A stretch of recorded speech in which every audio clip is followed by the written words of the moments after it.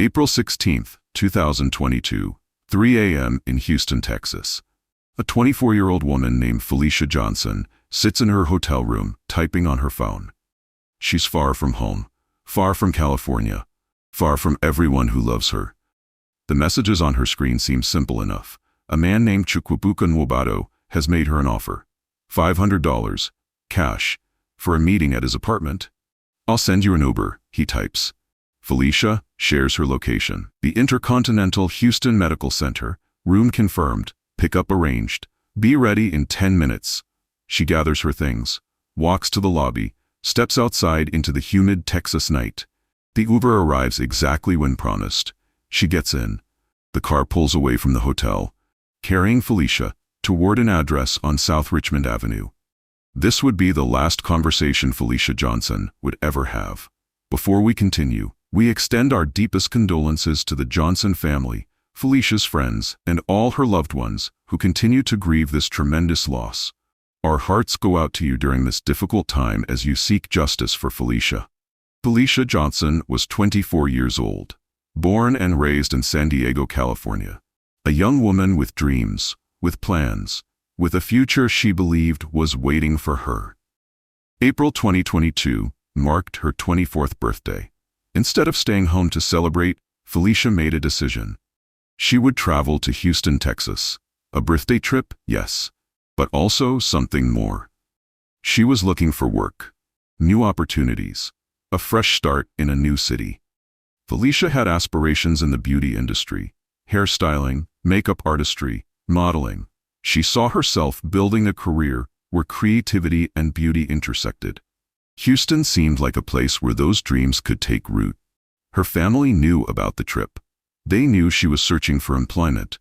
They knew she was staying at a hotel in the medical center area. What they didn't know was how dangerous this trip would become. Felicia was described by those who loved her as beautiful, ambitious, someone who lit up a room when she walked in.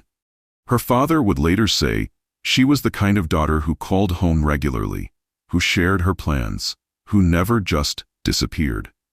But on April 16th, that's exactly what happened. April 16th, 2022. The early morning hours in Houston were quiet. Most people were asleep. But Felicia Johnson was awake, getting ready to leave her hotel room. The InterContinental Houston Medical Center had been her temporary home, a safe place, a place where she could plan her next moves, make her calls, arrange her meetings. At 3 a.m., she walked through the lobby.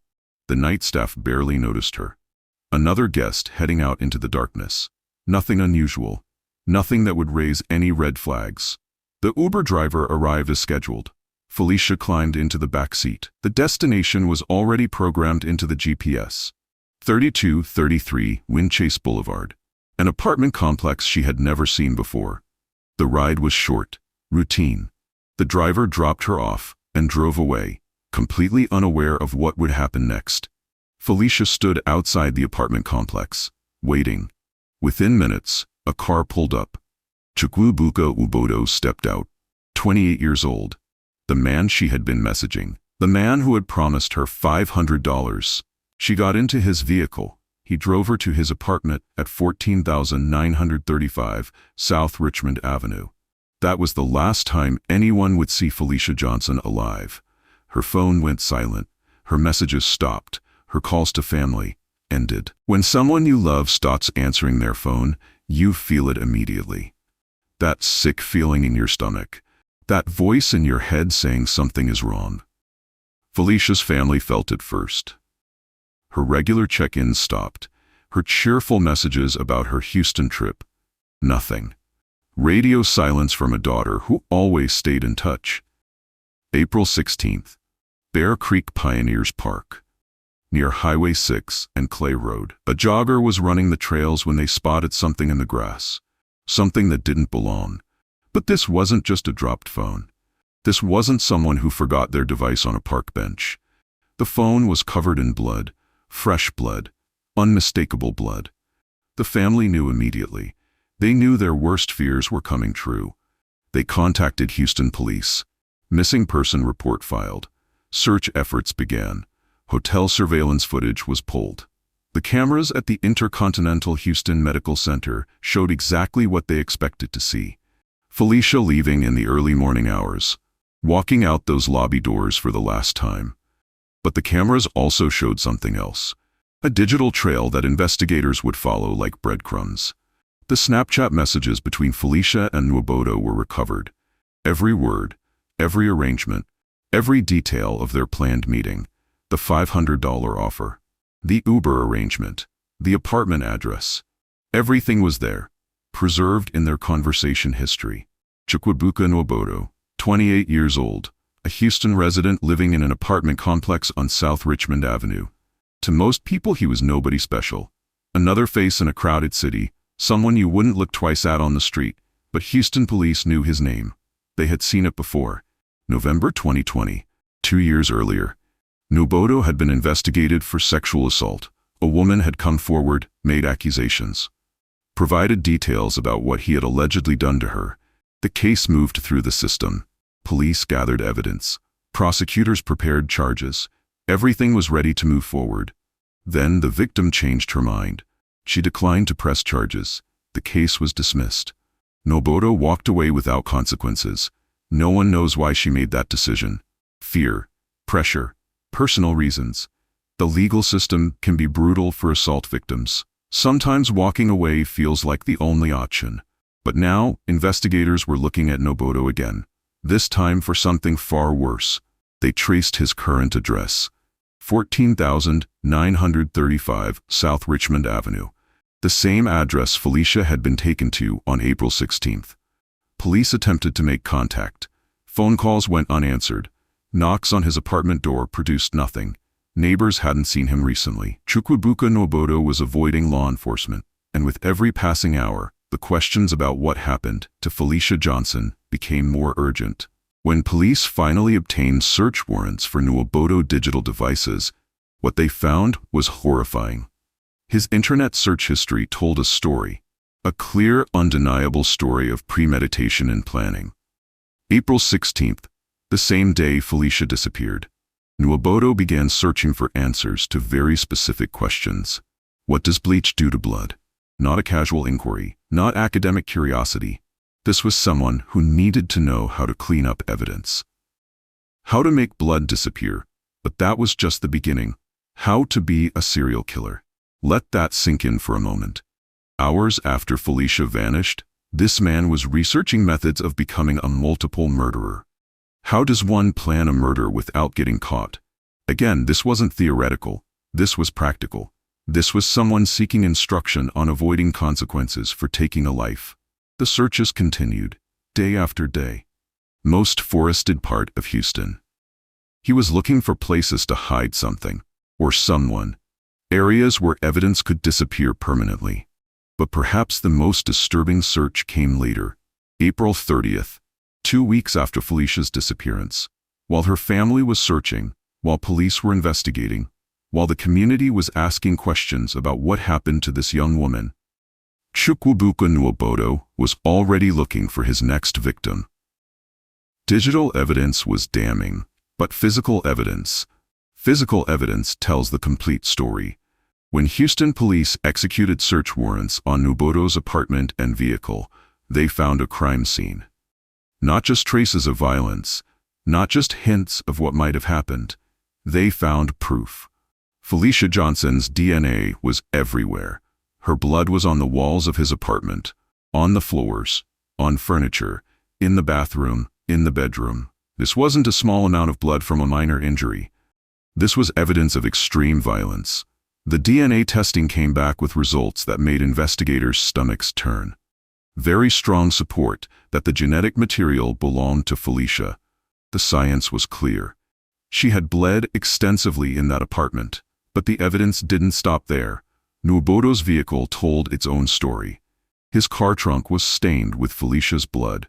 The back seat contained more traces, DNA evidence that proved beyond any doubt that her body had been transported in that vehicle. When police searched the car more thoroughly, they found his collection of weapons: a handgun, a large kitchen knife, a shovel.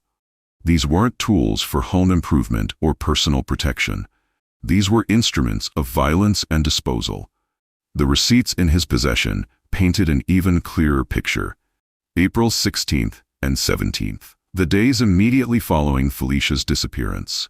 Nwobodo had gone shopping. Multiple stores, multiple purchases. Walmart, Home Depot. He bought a mechanical saw, a heavy-duty flashlight, large trash bags, work gloves, towels, cleaning supplies. Each purchase was methodical, calculated. Someone buying exactly what they needed to dismember a body and clean up the aftermath. Latex gloves were found throughout his apartment. Not medical gloves for legitimate purposes. These were the gloves of someone trying to avoid leaving fingerprints. Someone trying to prevent their DNA from contaminating a crime scene they were creating. The evidence was overwhelming. Felicia Johnson had been murdered in that apartment. Her body had been moved in that vehicle. And Chukwuebuka Nwobodo had spent the following days purchasing everything necessary to destroy the evidence of what he had done. But where was Felicia's body? That question would haunt investigators for months. May 13, 2022, nearly a month after Felicia's disappearance, Houston police finally made contact with Chukwuebuka Nwobodo. They brought him in for questioning, sat him down in an interview room, asked him about April 16th, asked him about Felicia Johnson, asked him about the blood in his apartment and car. His phone was seized during this questioning. What investigators found on that device would shock even seasoned homicide detectives. Photos. Multiple photos that no innocent person would possess. A picture of a dismembered woman. 3 separate images of dead bodies. Not crime scene photos. Not medical images. Personal photos that suggested this man had killed before. But here's what makes no sense. Despite all this evidence, Nwobodo was released. No formal charges were filed that day. No arrest was made. A man with overwhelming evidence against him for murder walked out of that police station and disappeared. The reasons for his release remain unclear. Legal technicalities, procedural issues, the complexity of building an airtight case. Whatever the reason, it gave Nwobodo nearly a month to run. June 9th, almost 4 weeks later, Houston police finally filed formal charges. Murder in the first degree, tampering with evidence. The charges carried life sentences. The evidence was overwhelming. The case was solid. But Chukwuebuka Nwobodo was gone. Investigators learned he had family connections in Nigeria. International ties that made him a significant flight risk. The fear was real. He might already be out of the country, beyond the reach of American law enforcement. A manhunt began. Local police, federal agents, international cooperation with Nigerian authorities. Everyone was looking for a man who had vanished completely. Felicia Johnson's father spoke publicly about his fears. He believed Nwobodo had fled to Nigeria, believed he was now out of reach, beyond justice, beyond consequences for what he had done to his daughter. February 7, 2023. Nearly 10 months had passed since Felicia Johnson disappeared. 10 months of searching. 10 months of hoping. 10 months of a family living in agony, not knowing where their daughter was. The Sam Houston National Forest spreads across thousands of acres northeast of Houston. Dense woods, remote areas, places where someone could hide something, and it might never be found. A Texas Department of Transportation worker was conducting routine maintenance along Highway 149 near Flamingo Lakes. Checking roads, clearing debris. Standard work that happens every day across the state. Around noon, he saw something that didn't belong. Something that made him stop his truck and look closer. Bones. Human bones. Scattered in a wooded area off the main road. The worker immediately called law enforcement. Montgomery County Sheriff's deputies responded. Crime scene investigators were summoned. The area was secured and thoroughly searched. What they found were partial human remains. Not a complete body.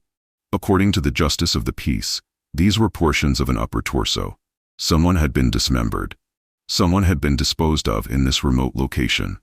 The remains were carefully collected and transported to the medical examiner's office. The process of identification began immediately. DNA samples were extracted. Dental records were requested from missing persons cases. Forensic anthropologists examined every fragment of bone and tissue. The waiting was excruciating. For the Johnson family, for investigators, for everyone who had been following this case. The possibility that these remains belonged to Felicia was high, but consummation took time. February 27th, 20 days after the discovery, the Montgomery County Sheriff's Office made an official announcement. Dental records had confirmed the identity. The human remains found in the Sam Houston National Forest belonged to Felicia Johnson. The family was notified before the public announcement. Imagine receiving that phone call. Imagine learning that your worst fears had come true, that your daughter, your beautiful, ambitious daughter, had been found in pieces in a forest. Felicia's father would later say that while the discovery brought closure, it also brought a new kind of pain. The confirmation that she was gone forever.